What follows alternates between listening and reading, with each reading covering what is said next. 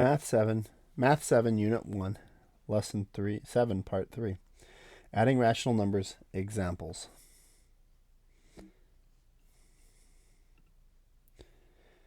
Okay, the ones highlighted in with a red circle will be done with the subtraction lesson tomorrow. So we'll do the ones without the red circle. So find each sum or difference. Example 155 in your notes. Negative 4.9683 plus 418.6. Okay, using the Who Wins model, the positives are going to win because 418.6 has a larger magnitude than 4.9683. So, lining up the decimal here, we're going to do 418.6. We're going to subtract from that 4.9683. And I need some placeholders in here of 0. Okay, that's a 0 there, not a 6. Okay, so 0 minus 3 is not possible, so we're going to have to borrow. There is nothing to borrow from the next one over, so I'm going to have to keep borrowing from over. Where this might be a 10, it's going to be down to a 9. Same with this, down to a 9. And this is going to be a 5. So I had to borrow clear from the 10th place. 10 minus 3 is 7. 9 minus 8 is 1. 9 minus 6 is 3. 5 minus 9 can't do. Going to have to borrow 8. We're going to take 1 from there and make it 15. 15 minus 9 is 6. Bring down my decimal point. 7 minus 4 is 3. Oh, that didn't draw very well. Let me erase that real quick.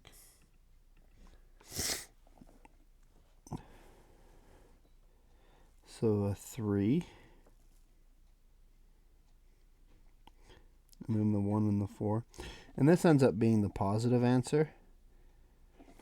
413.6317. We will do this example in tomorrow's lesson. Let me just move this over a little bit. I didn't mean to do that. Let's leave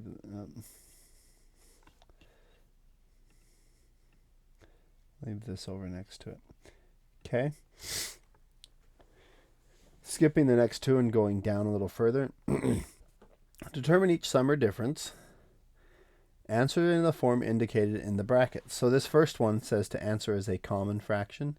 So since we're going to be answering as a common fraction, it's probably best to put things in common fraction form first. Okay, let's think about 5.6. Excuse me.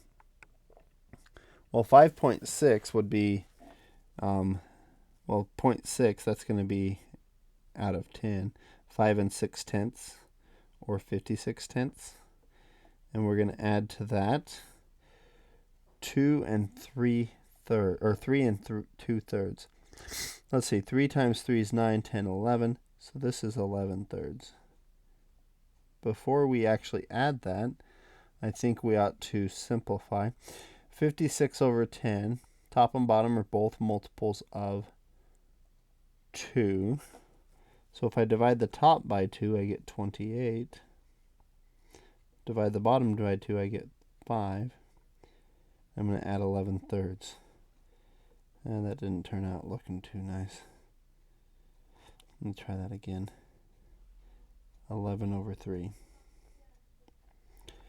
Okay.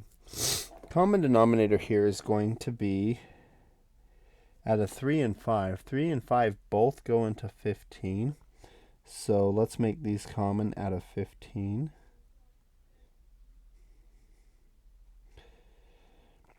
5 times 3 gives 15, so 28 times 3 is going to give 84.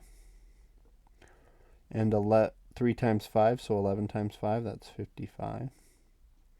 So 84 and 55 fifteenths.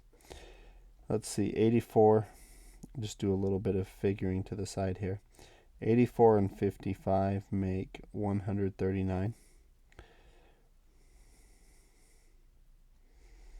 So this is 139 fifteenths. And we just need to see real quick if it will reduce. 139, well, 15 is 3 times 5. So 5 doesn't go into 139, and we can check if 3 does. 1 plus 3 plus 9 is 13. 3 does not go into 13, so 3 doesn't go into 139. And that's it on that first example. Example 159 we will do with the subtraction lesson. Let's go to example 160. Negative 7.55 plus 3/20 answered as a mixed number. Since we are answering as a mixed number, it's probably best on this to just change both of them to mixed numbers. Of course, 3/20 can't be changed to a mixed number. Well, actually it is kind of already a mixed number. It just has no parts that are bigger than 1. Negative 7.55 is going to be negative 7 and 55 hundredths. Okay, so let's see, 55 and 100 both divide 5, so let's go ahead and reduce that. That'd be negative 7 and divided by 5, 11 twentieths plus 3 twentieths. Okay, using the who wins model here, we've got a positive and a negative. The positive is smaller, the negative is the larger magnitude, so the answer is going to be negative, and we will subtract. The 7 actually isn't, there's enough there. 11 minus 3 we can do, it's 8. We get 7 and 8 twentieths. Of course, that is, that can be made smaller. Let me go ahead and group that together real quick. And get that out of the way so that we have some room for simplifying it. Now 8 twentieths, both the top and the bottom, will subtract 4. So keep the negative 7. Top divided by 4 is 2.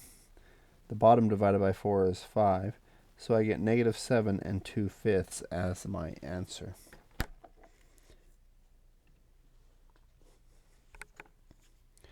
Okay, common denominator. Which of the following can be used to evaluate? 5/6 plus 3/4. Circle all that apply. Explain why the others will not produce the correct sum.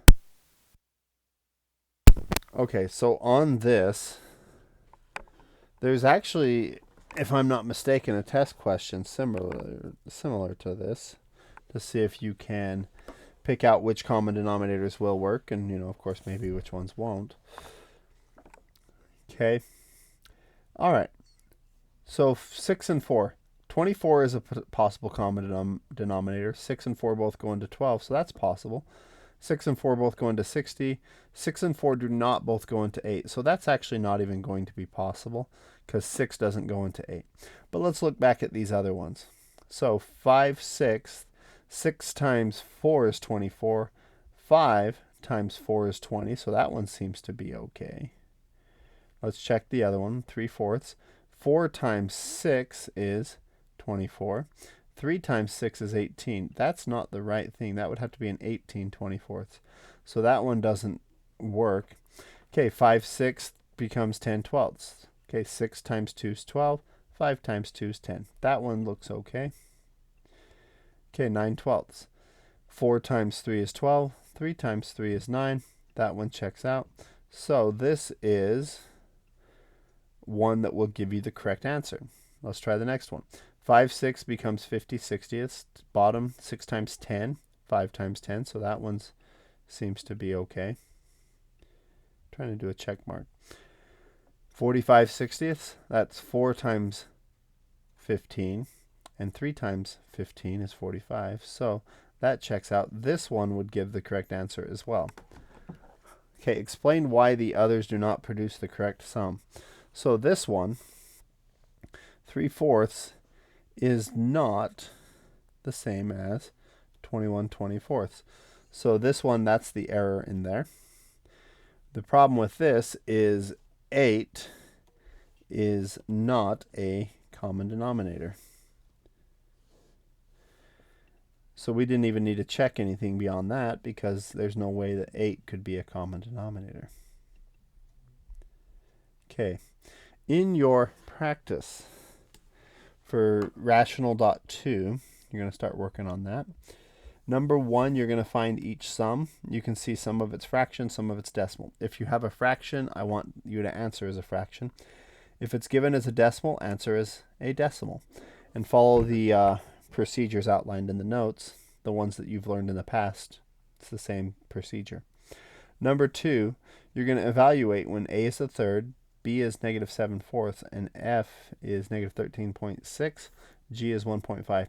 Express the answer as indicated. So you're going to have to plug these numbers in, and then on a, you're going to answer as a fraction. Well, a and b are both already in fraction form, so that'll be nice. On b, a plus g written as a fraction. A is already a fraction, g 1.5. You're going to change that so it is a fraction. Do your common denominator, add them up. B plus g is a decimal. B is written as a fraction. You'll have to change it to a decimal. G is written as a decimal. So change b to a decimal and then add it to g. F plus g is a decimal. F is already a decimal. G is a decimal. You just line up the decimal point and do your regular adding. Well, you'll have to use who wins because one of them is negative. Number 3. The table at the right shows the annual profits in thousands of dollars of a county fair from 2008 to 2012. What must be the 2000 profit in thousands of dollars to break even over the 5-year period? This is actually a lot like that one problem on the test. Of course, the one on the test deals with integers. This has rational numbers, the decimals in there. But it's the same concept. You're trying to make it so that all of these numbers will add up to 0. Number 4. Determine the length of the rectangle. You are given the area. Length times width is area. So you're going to have to undo the multiplication, probably divide back. Number 5, solve 4x equals 28. Number 6, find the median of the set of data. Okay, median is the middle number. So you put them in order from least to greatest and find the middle number.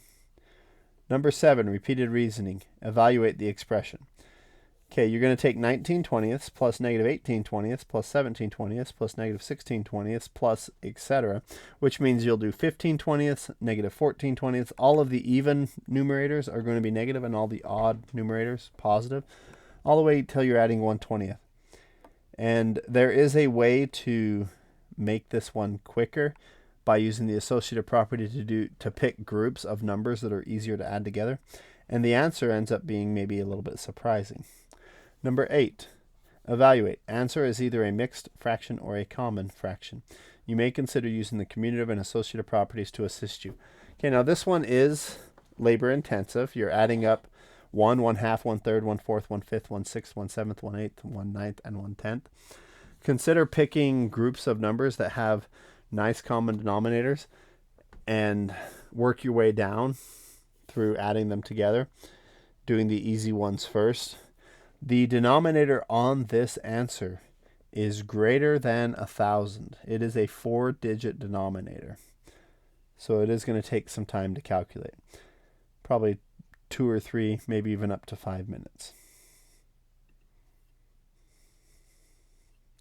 Okay, that's the end of this video.